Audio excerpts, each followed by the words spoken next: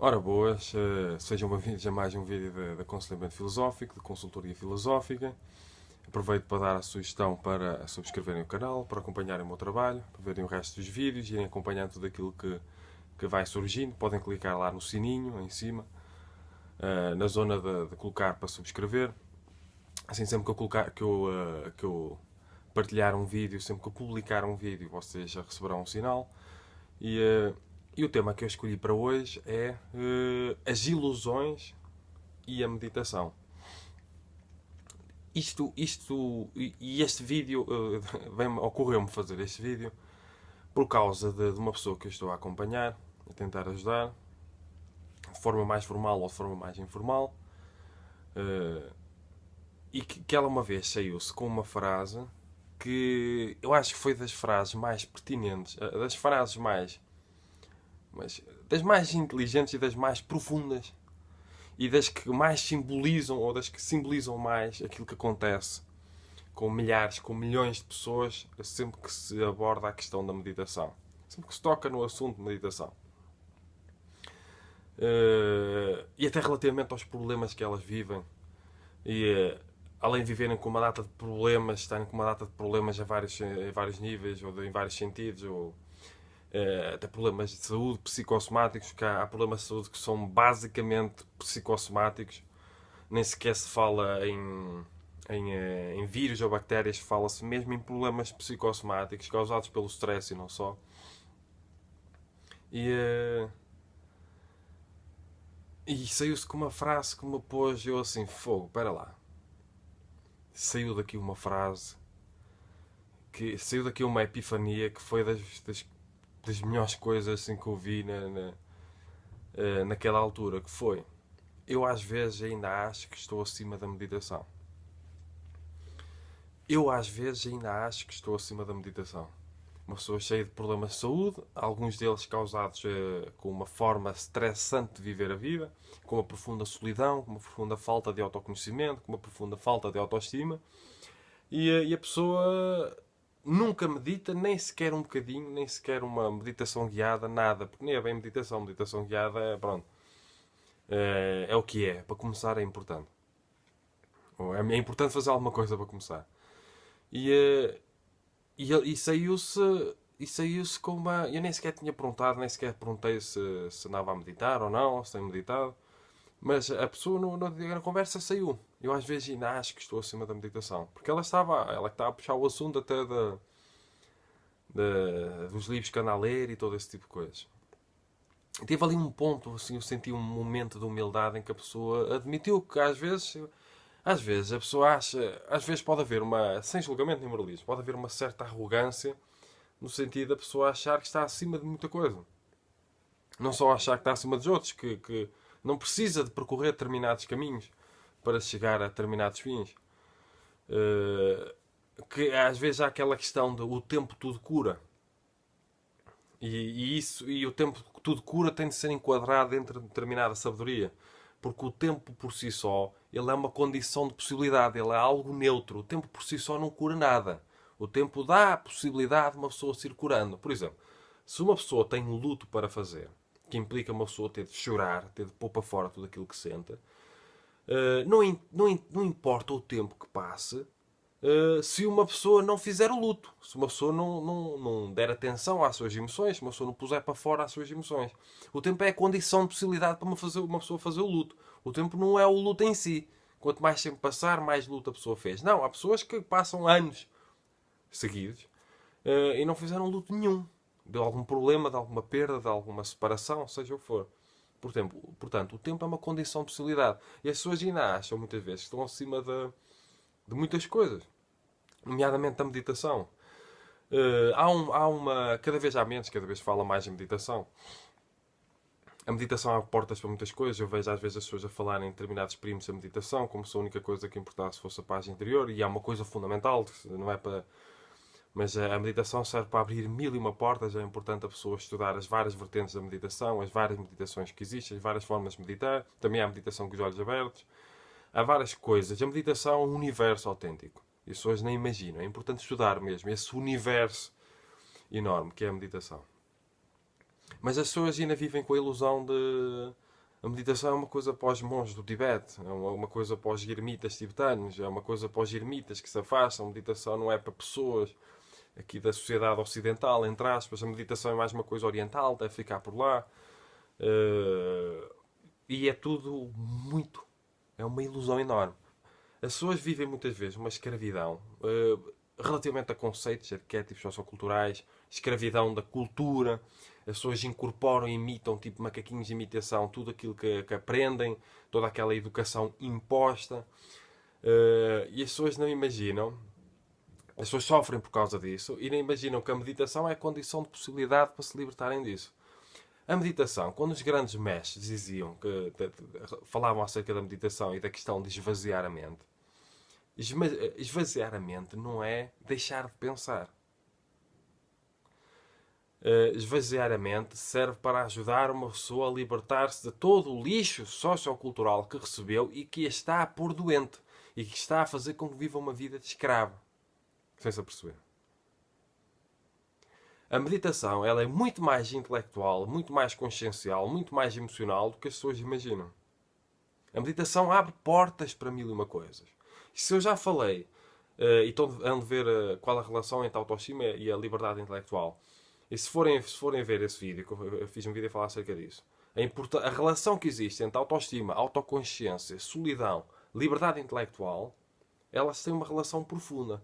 Uma pessoa sem autoestima não consegue ter liberdade intelectual. A autoestima, que é uma questão de independência emocional, é uma condição de possibilidade para a independência intelectual, que é uma questão de liberdade intelectual.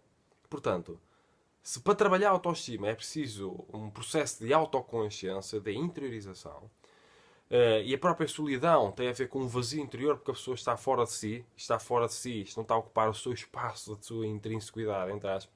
A pessoa sente um vazio porque é a falta dela mesma.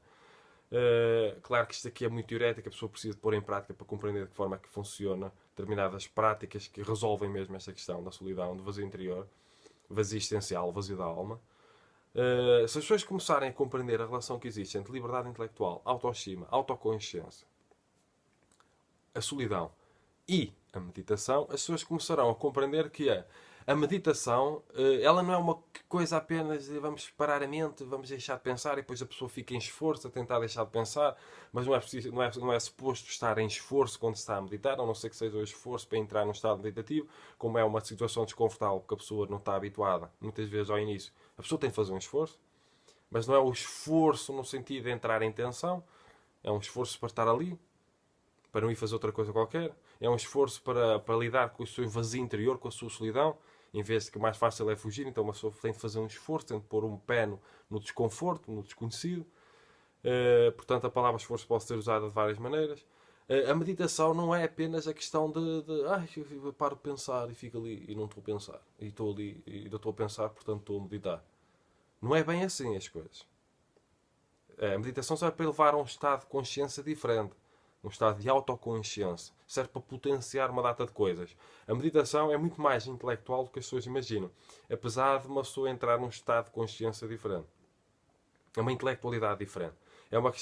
Ajuda uma pessoa a libertar-se da mente que nos mente. Eu gosto dessa expressão. A mente que nos mente e que nos torna dementes. É um jogo de palavras interessante que eu vi uma vez. Portanto, nós temos de refletir e estudar profundamente aquilo que envolve a meditação. Também no enquadramento científico, porque a meditação ela é fundamental para todas as pessoas. O facto de ser uma coisa, sabes, há muito racismo, há muito eurocentrismo e como há um sentimento de superioridade inerente a todas as pessoas que não têm autoestima, a maioria da população não tem autoestima, tende-se a olhar para as outras culturas, para as outras etnias, para as outras ideologias como se fossem inferiores. E como aqui para os ocidentais, a meditação é uma coisa que vem dos orientais. E há um sentimento de superioridade, às vezes inconsciente, relativamente aos orientais, que como veio do Oriente não é uma coisa assim tão boa, porque aqui no Ocidente é que há coisas boas. Mas a meditação é fundamental para todas as pessoas. Todas as pessoas. Se uma pessoa quer falar em liberdade... Se eu quero falar, por exemplo... Isto é um vídeo de aconselhamento filosófico, de consultoria filosófica, que vale o que vale. Se uma pessoa quer falar em liberdade intelectual, no meu entender, tem de falar de autoestima. E se tem de falar de autoestima, tem de falar de meditação. Porque também tem de falar de autoconsciência. E a meditação é que potencia, é a terapêutica máxima de potenciar a autoconsciência. Portanto, se temos de falar de liberdade intelectual, temos de falar de autoestima. Se temos de falar de autoestima, temos de falar de autoconsciência. A autoconsciência envolve tudo isto. Não é mesmo? E se queremos resolver a solidão, que é o vazio existencial que a maioria das pessoas vive, temos de falar em meditação, temos de falar de autoconsciência, temos de falar de autoestima, temos de falar de liberdade intelectual. E temos de falar em esvaziar a mente. Em que sentido? No sentido de retirar todo o lixo sociocultural que as pessoas receberam desde que nasceram. Seja qual for a pessoa. Lixo sociocultural. Que muitas vezes reprime e oprime, afetivamente, sexualmente, e reprime e oprime a própria individualidade. Porque a vida num contexto sociocultural, muitas vezes, empurra-nos para viver uma vida de um alter ego. De um eu que não é eu. Uma outra pessoa qualquer. Uma pessoa tentar satisfazer as expectativas que os outros tenham a nós. Tentar cumprir com determinadas expectativas socioculturais, familiares e não só. A pessoa começa a se envolver em coisas que muitas vezes não têm nada a ver com elas, que a reprimem, que a oprimem todos os dias e que a tornam escravas, ou neste caso, em que a pessoa se permite tornar escrava. E a meditação serve para libertar de toda esta escravidão. Quando eu falo na escravidão, por exemplo, aqui na obra A Liberdade dos Escravos, da minha autoria, podem comprar, podem encomendar na net, podem ir às livrarias, Bertrand, a FNAC, seja o que for, seja o sítio onde morem, podem encomendar pela net. Eu falo acerca de uma escravidão em que a pessoa é responsável pela própria escravidão. Por exemplo, aquela pessoa que eu falar na meditação, a pessoa está escrava de conceitos ideais, está a sofrer por causa disso, e ou falar na meditação e foge. A pessoa não quer saber. A pessoa que mais foge da meditação é a pessoa que mais precisa, acreditem. Porque a pessoa está a fugir do vazio interior, porque a pessoa não quer parar, porque a sociedade muitas vezes empurra as pessoas para estarem sempre a fazer coisas, proativa. As pessoas têm de estar ocupadas porque as pessoas têm de estar a fugir do vazio que sentem e que não querem resolver. Mas só a meditação, às vezes é uma questão de coragem. Não é só uma questão de autoconsciência. Porque coragem não é andar aí na rua a bater a toda a gente. Ou ir para a guerra a matar pessoas. Ir para ambientes de perigo. Coragem não é só isso. Ou os jogos radicais. Entre aspas. Desportos radicais. Coragem é muitas vezes uma pessoa parar e enfrentar os seus medos. Isso é que é verdadeira coragem. E as pessoas têm muitas vezes medo de meditar, que as pessoas têm medo de lidar com o vazio. Então passam a vida a fugir do vazio que sentem. E sentem o vazio porque estão a fugir dele. É quase paradoxal. E todas as drogas que as pessoas metem no corpo para provocar estados alterados de consciência, todas o vício no trabalho, o vício no sexo, todas aquelas patologias que as pessoas acabam por viver e sofrer. O vício no trabalho, o vício na comida, sempre a comer, sempre o tabaco, sempre a tapar o vazio. Esses vícios, isto não serve para ser julgador nem moralista, é um diagnóstico, eles acontecem porque a pessoa está a fugir. São fugas, são compensações. Então é preciso coragem. Um passo de coragem, um passo de humildade. Para uma pessoa perceber que não está acima da meditação. Para a pessoa perceber que tem de parar de fugir. Senão nunca conseguirá ser feliz. Nem feliz, nem autoconsciente. Não sabe o que anda aqui a fazer. Não sabe quem é. A pessoa acaba por viver uma escravidão inconsciente, escrava de ideias e ideologias, de toda aquela formatação sociocultural que recebeu desde que nasceu. E a meditação serve para esvaziar a mente nesse sentido. Mente ligada à cultura. Porque o nosso ego faz-nos tentar resolver de fora para dentro. Então, o fora para dentro é um macaquinho de imitação, está sempre a imitar. A pessoa já não consegue ser singular, não consegue ser ela mesma, não sabe quem é, não consegue respeitar a sua essencialidade. A pessoa está a incorporar tudo que vai à sua volta. A pessoa tem medo de pensar de forma diferente. Eu tenho de fazer como os outros, como as maiorias. Sempre imitar os outros, macaquinho de imitação. Não pensa por ela mesma. Não faz uso da sua liberdade intelectual. Agora, a proposta que eu faço é uma realização de dentro para fora. E o que é que a meditação faz e o que é que os grandes mestres da humanidade pediam? No sentido da meditação e ligar a esvaziar a mente. Esvaziar a mente é tentar libertar-se de todo o lixo sociocultural que não deixa ver outras coisas. E por isso é que às vezes, quanto mais aprende, quanto mais cultura se adquire, mais lixo uma pessoa está mais apegada, mais escrava. Por isso é que os orientais, na filosofia budista e taoísta, se calhar principalmente na filosofia taoísta, na filosofia zen, e até numa das obras de Lao Tzu, Uma pessoa, quanto mais aprende, quanto mais conhecimentos tem, quanto mais conhecimentos adquire no sentido de cultura, no sentido de lixo sociocultural, mais difícil ela é libertar-se, esvaziar a sua mente de todo esse lixo e descobrir quem é, verdadeiramente, no cosmos, no universo, seja o que for, espiritualmente, todo esse tipo de coisas. Num exercício profundo de liberdade intelectual. Não é fácil para acreditem, não é fácil para um ocidental que recebeu todo aquele lixo sociocultural ocidental, que também tem coisas boas, mas também tem coisas más, é preciso falar acerca disso, coisas que reprimem e oprimem a própria individualidade. Não é fácil para um ocidental muitas vezes compreender a filosofia oriental. Porque ela às vezes é tão profunda, filosofia ou sabedoria oriental, é tão profunda, é tão radical, vai tanto à raiz, que as pessoas não estão habituadas a isso. As pessoas estão mais habituadas a uma vida de aparências, de procura de reconhecimento, de estatuto, de preciso ter dinheiro para ter poder, para tentar compensar